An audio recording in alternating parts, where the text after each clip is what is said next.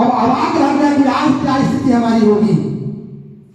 Principal साहब बोले कि बेटा तुम्हारे माँ बाप पैसा देते हैं, तुमको ऊंचे पोस्ट भी अच्छे इंसान बनने के लिए मेरी संस्था में रखे हैं, तुम अपने माँ बाप के साथ कितना अच्छा कार्य कर रहे हो, या आज बाहर हो तुम और मस्ती कर रहे हो। बेटा मस्ती करो, आज से तुम्हारा नाम काट कर मैं निकाल दे रहा हूं, तुम मेरे स्कूल के लायक नहीं हो। लड़के को अंदर ले गए और उस गेट से उस बच्चे को मारना स्टार्ट किए, पनिश करते हुए स्टार्ट की। उन्होंने अपने जमाने के, आज आपको पता भी होगा कि आज 20 से 30 साल पहले स्कूलों में संस्था में कितनी मार गिरती थी, कितना अच्छा डिसिप्लिन हुआ करता था, माँ बाप इसके प्रति कोई अपेक्षा नहीं किया करते थे। लड़की को उन्होंने अपने हिसाब से जितना पनिश करना था उन्होंने किया और बैठाया।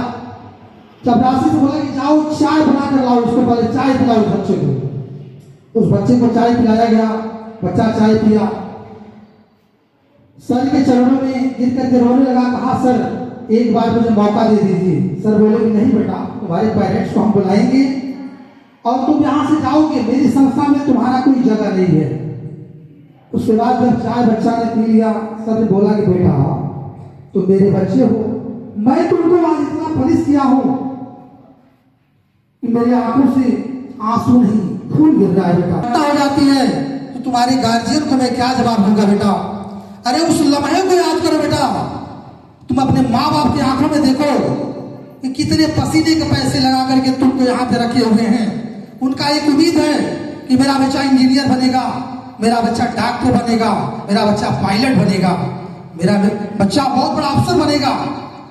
बेटा अगर तुम अपने आप को समझ जाओ कि तुम्हारे अंदर इतनी एनर्जी है, हर बच्चों के अंदर एक स्पेशल एनर्जी होती है, अगर उस एनर्जी को तुम पहचानो और पढ़ो, मेहनत करो, तब तुम बहुत आगे जाओगे। बेटा लड़का ने कहा कि सर आप मेरे गुरु हैं और मैं जानता हूं कि आप मेरे दुख दर्द को जानते हैं, सर एक बार आप मुझे मौका दीजिए कि मैं अपने गार्जियन के सपनों को पूरा करूं।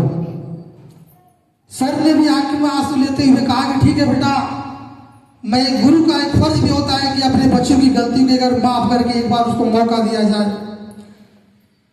खुदा न खास्ता उसके अंदर एक ऐसी एनर्जी जगी और उस लड़के ने ठान लिया कि हमें कुछ करना है अपने जीवन में।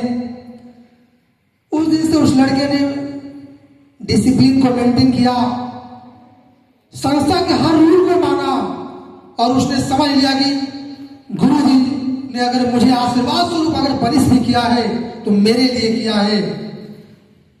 लड़के ने उस दिन से पढ़ना स्टार्ट किया। ठीक 10 वर्ष के बाद जब लड़के ने उस स्कूल से बाहर गया, वो लड़का बहुत बड़ा इंजीनियर बना था उस जमाने में। इंजीनियर बनने के बाद 10-15 साल के बाद जिस तरह से आपकी संस्था है, सामने से रोड गुजरा है, वह बच्चा अपने गाड़ी से, 4 व्हीलर गाड़ी से क्रॉस कर रहा था। इत्तेफाक से उसने देखा कि वही मेरे प्रिंसिपल साहब हैं, वही चपरासी और एक टीचर हाथ में झोला लेकर के मार्केट की तरफ जा रहे थे। उसकी जब नजरें पड़ी तो उसको 15 साल पुरानी बातें याद आ गई कि मेरे सर की देन है, नहीं पनिश किए होते तो आज मैं इतने ऊंचे पोस्ट पर नहीं होता। बच्चे की आंखों में आंसू आ गए। उसने कहा सर आप मुझे पहचान रहे हैं। सर ने बोला कि बेटा मेरी संस्था से तो हर वर्ष बहुत सारे बच्चे पढ़कर निकलते हैं, हो सकता है तुम भी मेरी संस्था में पढ़े होंगे। कहा कि सर मैं वही स्टूडेंट्स हूं जो रात्रि में 7 बजे रात्रि में आते थे, मैं बाजार में घूमने के लिए चले जाता था और बच्चे समय से पहले आ जाया करते थे। सर आपने मुझे बहुत मारा था।